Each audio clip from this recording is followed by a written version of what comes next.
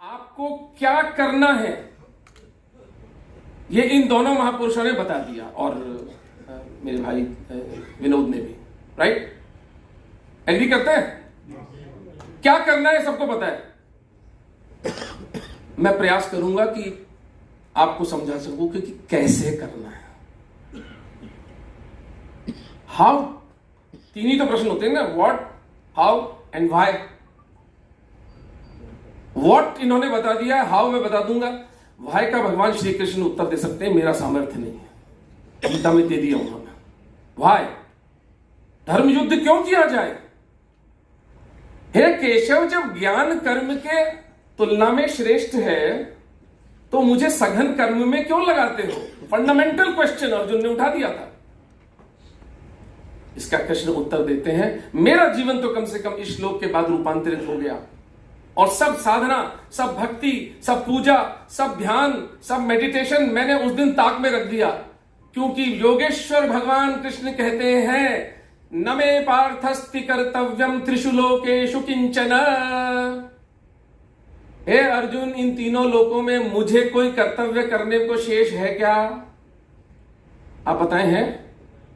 योगेश्वर भगवान कृष्ण को कुछ करना है? कुछ, कोई गोपी का पटानी है, कोई डिप्लोमेसी करनी है, कोई राज्य करना है, कोई सुदर्शन चक्र, कोई लीलाएं करनी है, चिटकी उंगली पे गोवर्धन को धारण, कुछ बचा है क्या कृष्ण के लिए करने को। Are you with me? आप सब लोग मेरे साथ हैं? कृष्ण कह रहे हैं, मैं तीनों लोकों का स्वामी होने के उपरांत भी, जिसे कोई कर्तव्य कर्म शेष नहीं है, नानवाप्त वक्तव्यम वर्त एव च कर्मणि, मैं भी कर्म किए बिना नहीं रह सकता, तो तू तो कर्म से विमुख होने की बात ही छोड़ दे।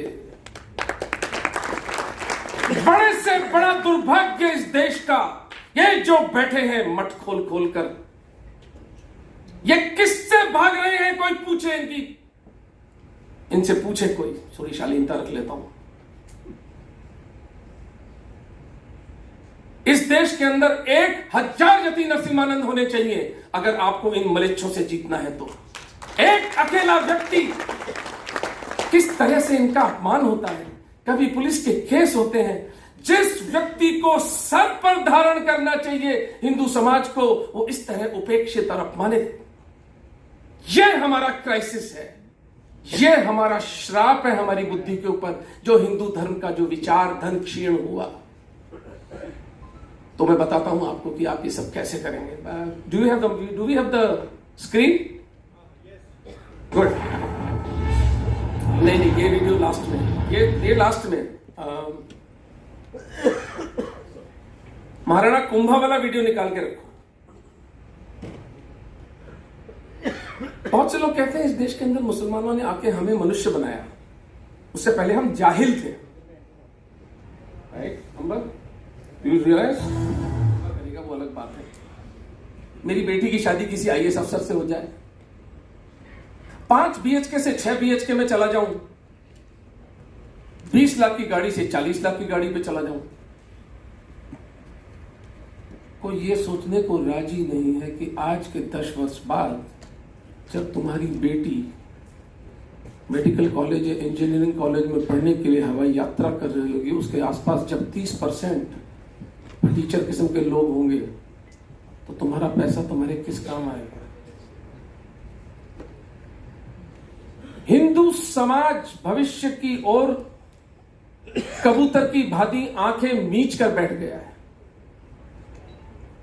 और उसका सबसे बड़ा दोष हमारे तथाकथित धर्माचार्यों, मठाधीशों, आश्रमों में बैठे कोई हिंदू धर्म की बात नहीं करता, सब सर्वधर्म वड़ा पाव खिलाए चले। मुझे बताइए बीमारी हिंदू सर्वधर्माचार्य को क्यों है। आपने किसी पैस्टर से, किसी मौलवी से सुना है कि सब धर्म बराबर होते हैं?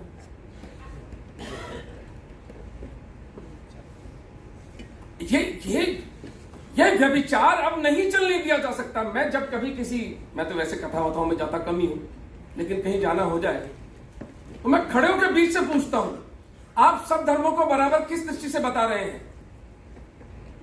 तो ऐसे फिर वो झेप के डॉक्टर साहब थोड़े उत्तेजित हो जाते हैं। मैंने कहा मैं उत्तेजित नहीं हो रहा हूं, आप मूर्ख हैं और आपकी मूर्खता समाज को बता रहा हूं।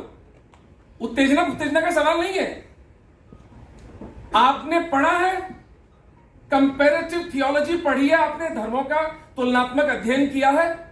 नहीं, वो तो नहीं। फिर किस अधिकार से बोल रहे हैं? थोड़ी लज्जा करें,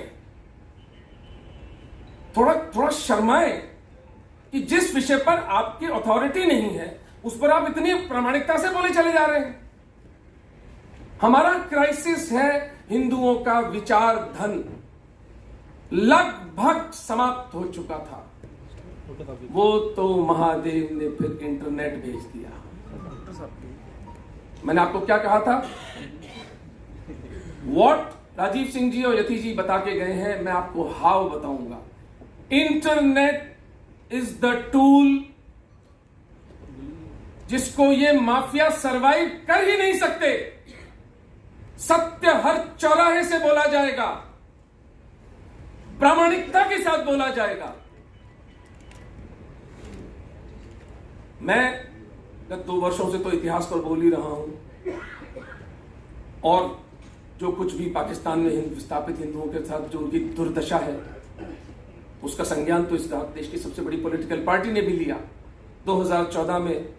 और इस बात के लिए मोदी जी का जितना उपकार माना जाए हिंदू समाज के लिए वो कम है। उन्होंने पाकिस्तान से विस्थापित हिंदुओं के विषय को बीजेपी के इलेक्शन मैनिफेस्टो में 2014 में रखा था, तब जाकर हम काम कर पाए थे।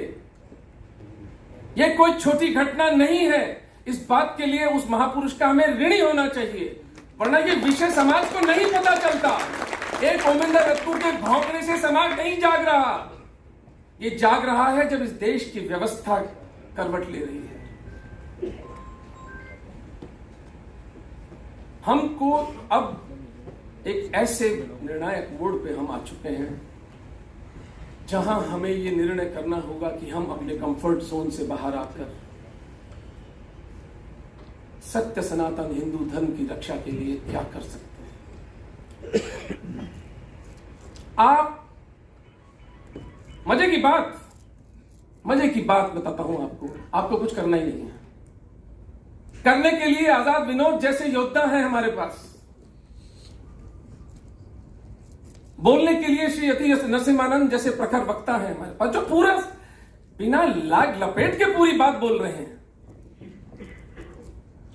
कभी कभी मैं इनको व्यक्तिगत फोन करके बताऊं थोड़ा सा धीरे बोला करें, आपकी बात में और प्रभाव आ जाएगा। विनोद की बात है, मेरे मित्रता थोड़ा सम्माननीय है मेरे लिए, लेकिन फिर भी मुझे वो मुंह लगा रखा है इन्होंने, तो मित्रता का एक भाव है, इसलिए मैंने एक बात विनोद में कह दी है। बिना लाग लपेट के जो व्यक्ति सत्य बोल रहा है वो वंदनीय है, वो पूजनीय है इस देश के अंदर। हम उस व्यक्ति को महर्षि का दर्जा दिया करते थे। कोई तमगा सर्टिफिकेट देने की बात नहीं है। आपके अस्तित्व का प्रश्न है। हिंदू धर्म बचाना कोई विलास नहीं है। हिंदू धर्म बचाना हमारे लिए सांस लेने जितना महत्वपूर्ण है। इसलिए कोई एक मलेच्छ राजनीतिक इस देश के अंदर कहता है हिंदू धर्म का निर्मूलन होना चाहिए जैसे मलेरिया या डेंगू का।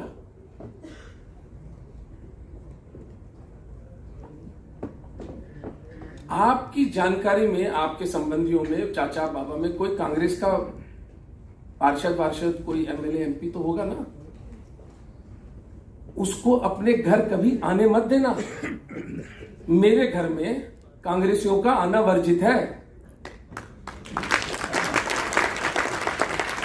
हमारे राजस्थानी में विनोदपूर्ण बात बताता हूं, जब भवानी सिंह जी खड़े हुए थे तो उन्होंने एक स्लोगन दिया, मैं थाको थे मारा, मतलब मैं तुम्हारा तुम मेरे।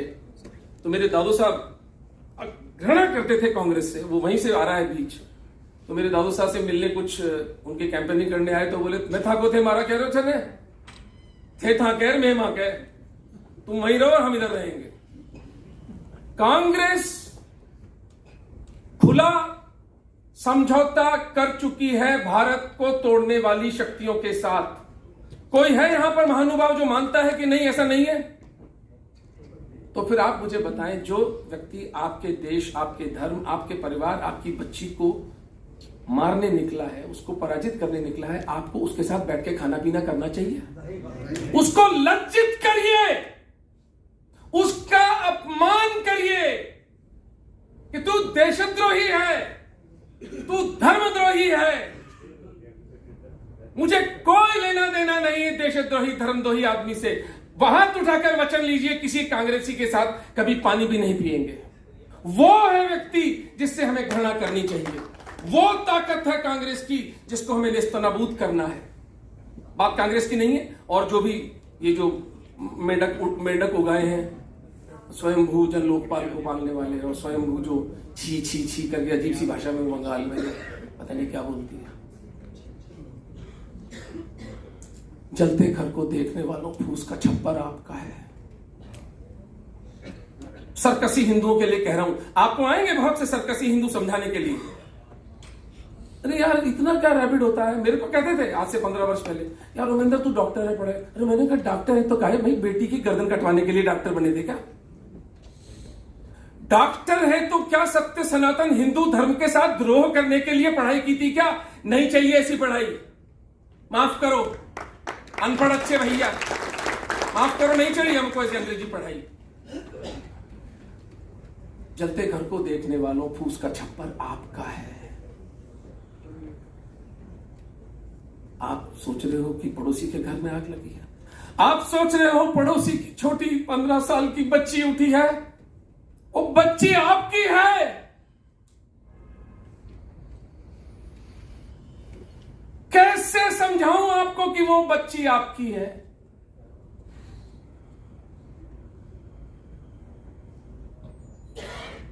अष्टमी के दिन कुंवारी कन्याओं को पूजने वाला समाज इस व्यभिचार के साथ जीता है कि उसकी 3 बच्चियां जानवरों के द्वारा भरे समाज में दिन में उठा ली जाती हैं। आज 21वीं शताब्दी में हिंदू समाज के साथ ये हो रहा है और हम सब उस पाप के भागी हैं। हम सब नरकगामी हैं। हम सब 8वें नरक में जाएंगे क्योंकि हमारी वॉच पर, हमारी आंखों के सामने हम उस धरती पर थे जब ये महापाप हमारी हिंदू छोटी छोटी बच्चियों के साथ हो रहा था। कल्पना करिए 12 साल की एक बच्ची, क्या होता है 12 साल की बच्ची का जीवन? गुड़िया, खेल, थोड़ी मां बाप के साथ, खासतौर से विशेषकर मैं बेटी का बाप हूं, बाप के साथ एक नोकझोंक, सहेलियां। जिस बच्ची को काम वासना का अर्थ नहीं पता, उसके सामने एक राक्षस जब कपड़े उतारता होगा,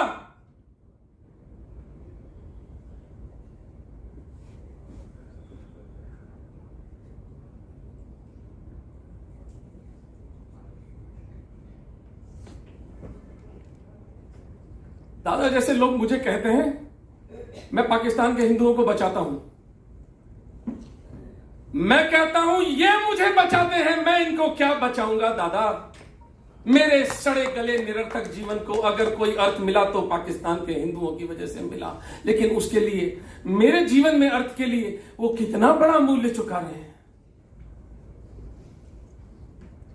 मैंने किसी को नहीं बचाया, ये मेरी अटल, मेरी प्रतिज्ञा है, ये मेरा बोध है, ये मेरा रियलाइजेशन है।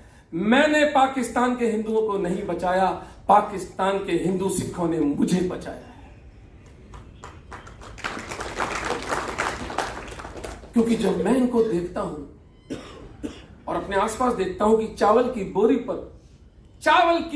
पर यहां हिंदू अपना धर्म बदल रहे हैं और वहां भाले की नोक का सामना करके भी वो मेघवाल, वो दलित समाज का भील, वो दलित बड़ाई कोली कहता है तू मेरी गर्दन काट ले पर मैं हिंदू धर्म नहीं छोड़ूंगा।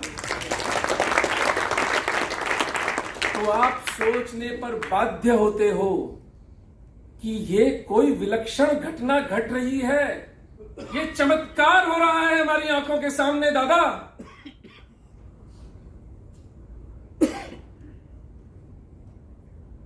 गोवर्धन मेघवाल से मैंने पूछा, जो हमारे जयपुर के कोऑर्डिनेटर, मैंने कहा यार तू कलमा पढ़ लेता, मुसलमान बन जाता। इतना कष्ट पाया, वीजा फीजा, कपड़े का अच्छा व्यापारी था रहीम यार खान, सारा लुटाया पिटाया, जयपुर आया, जयपुर में धक्के खा रहे हो या 15,000 की नौकरी कर रहे हो, कलमा क्यों नहीं पढ़ा? वो आत्मसम्मान और लगभग क्रोधित होता हुआ सब मेरे को देख के बोलता है, डॉक्टर साहब क्या बोल रहे हो, बाप दादाओं का धर्म ऐसे कैसे छोड़ दें?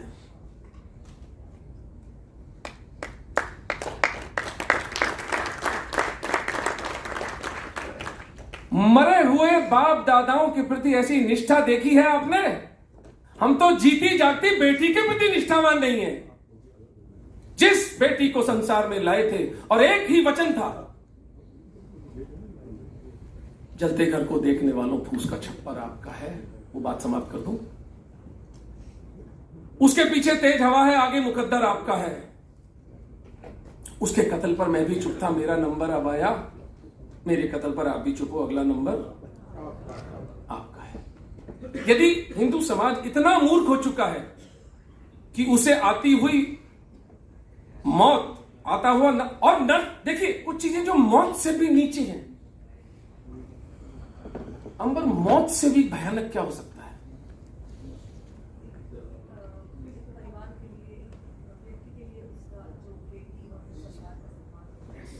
गुलामी, दास्ता, मौत तो छुटकारा है। कौन रहना चाहता है इस दुर्गंधित संसार में? कुछ मूर्खों के अलावा, कुछ मूर्खों के अलावा जो इस जीवन को सर्वोपरि मान के बैठे हैं। हमारे पुरखों ने तो नहीं माना, मिट्टी के घड़े की तरह अपना जीवन फोड़ दिया। अगर अमरत्व ही इस जीवन की साधना है तब तो लगे रहिए। लेकिन आपकी जानकारी के लिए बता दूं, भगवान कृष्ण और भगवान राम, जिनके नाम पर हम पूजा करते हैं, जिनसे हम अपनी बीमारियां ठीक करने की प्रार्थना करते हैं, जब वे मानव रूप में आए थे तब उनका भी शरीर तो तिरोहित हुआ था। ये शरीर मरण धर्मा है, ये शरीर नहीं बचेगा। लेकिन यदि शरीर के तिरोहन से पहले हम अपने बच्चों के लिए एक सत्य स्वतंत्र समाज छोड़ जाएं, तो ये इस मरण धर्मा शरीर की भी सार्थकता होगी। अब मैं आता हूं लास्ट पार्ट अपना, जो मेरा बात का है कि आपको क्या करना है, और बहुत सरलतम उपाय मैं आपको देके जा रहा हूं। उस पर चिंतन करिएगा, चेतना, उस पर मैं इनपुट चाहता हूं। अगर आपको लगे कि मैं गलत हूं तो मैं अवश्य चाहूंगा कि आप उसके बारे में मुझे मार्गदर्शन दें। गांधी और नेहरू की अहिंसा का जहर जब हिंदू समाज की नसों में घोला गया, तो साठा 84 दिल्ली के पास एक गांव है, यहां अर्जुन सिसोदिया नाम के कवि 2 पंक्तियां लिखते हैं, युद्ध नहीं जिनके जीवन में वे भी बड़े अभागे होंगे। युद्ध नहीं जिनके जीवन में वे भी बड़े अभागे होंगे, या तो प्रण को तोड़ा होगा या फिर रण से भागे होंगे। ऐसा लुंज पुंज मरा जीवन जीना चाहते हैं, फिर लगे रहिए बॉलीवुड में, क्रिकेट में, कोई प्रॉब्लम नहीं है। Good luck to you all and good luck to us. क्योंकि मैं आपको, अब मेरे अंदर आपके अंदर कोई भेद नहीं समझता हूं। ये ना समझे कि मैं बोल रहा हूं तो आपको बोल रहा हूं, मैं अधिकतर बातें स्वयं को ही बोल रहा हूं। अब अगर आप, मैं एक प्रश्न आपसे पूछता हूं जिसका मैं यूजुअली जब एक साधारण मीटिंग में होता हूं तो मैं आरंभ वहां से करता हूं। ये तो चूंकि एक जागरूक समाज की मीटिंग है, यहां कोई ऐसा व्यक्ति है जो समझता है कि यति जी, राजीव जी, तो सब ये मूर्ख किस्म के लोग हैं, इनको सिर्फ अपनी थोड़ी प्रतिष्ठा करनी है। एक्चुअली कोई ऐसा कोई संकट वंकट हिंदुओं पर है नहीं।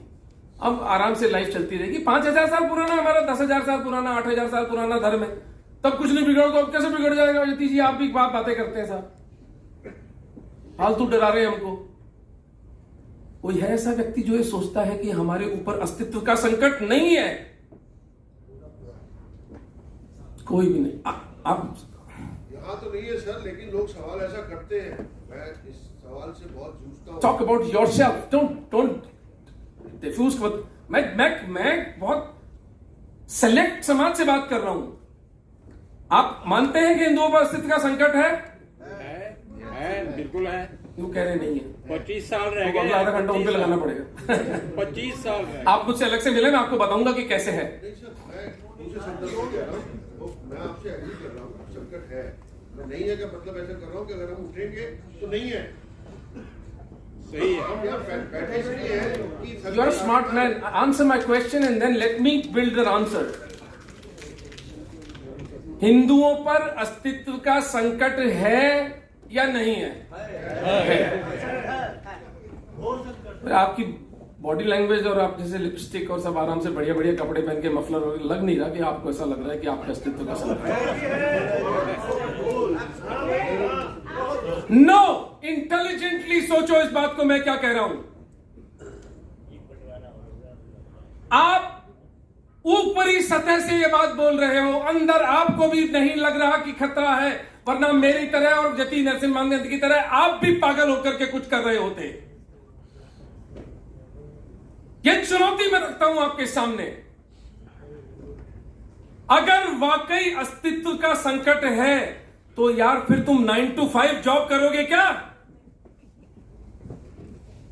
फिर तुम 31 तारीख की EMI को अपना सबसे बड़ा पुरुषार्थ मानोगे क्या? अपनी पत्नी को सॉलिटेयर का डायमंड देना जीवन की सबसे बड़ी उपलब्धि मानोगे क्या? या सत्य सनातन हिंदू धर्म के लिए अपने परिश्रम से कमाया हुआ 100 रुपए देकर के तुम अपने जीवन को कृतार्थ मानोगे? बताओ, वो 100 रुपए अधिक मूल्यवान है या वो सॉलिटेयर का डायमंड? तो फिर यही करना है। सर आजकल शर्माते हैं लोग 100 रुपए काम करने से, है क्या? कारण ये है कि रेडी पटरी पे काम करने के लिए कुछ लोग वो क्या बोल रहे हैं भाई? लेकिन मेरी मांग आपसे थोड़ी सी अधिक है। आप स्वयं तो 100 रुपए देंगे ही। आप वो हैं जिन्होंने यति जी को सुन लिया। आप वो हैं जिन्होंने इतने विलक्षण राजीव सिंह जी की बिल्कुल रोबस्ट बात जो थी वो सुन ली, और अभी राजीव मिश्रा को और अंबर को, उनको सबको सुनेंगे आप। मैंने भी जो झक मारी आपने देख ली। आप धर्मांश को समाज में स्थापित करेंगे। आपका एक भाई होगा जिससे शायद आपकी बनती है, एक जिससे नहीं बनती है। नहीं बनती वाले को फोन मत करिए, जिससे बनती है उसको फोन करिए कि यार एक पागल डॉक्टर है, उसका ही संगठन है, इसको 100 रुपए महीने के दे दे। बोले आप कौन है? मैं कह रहा हूं 100 रुपए दे दे। आप बताइए, आपका भाई आपके कहने पे 100 रुपए दे देगा? वो तो आकर के डॉक्टर रत्नू की जांच पड़ताल नहीं करेगा ना, कितने लंबे, कितने ऊंचे, कितने मोटे। आपकी वाणी पर कम से कम 10 हिंदुओं के द्वारा 100 रुपए महीने धर्मांश फाउंडेशन को या यति जी के फाउंडेशन को या न्याय मंच को पहुंचने चाहिए। मेरा बस चले तो तीनों को पहुंचने चाहिए, लेकिन हम तीनों में से किसी एक को चुन लीजिए। 100 रुपए महीने, 1 करोड़ हिंदू यदि 100 रुपए महीने का दें तो हमारे जैसे संगठनों के पास 100 करोड़ रुपए महीने का फंड इकट्ठा हो जाता है।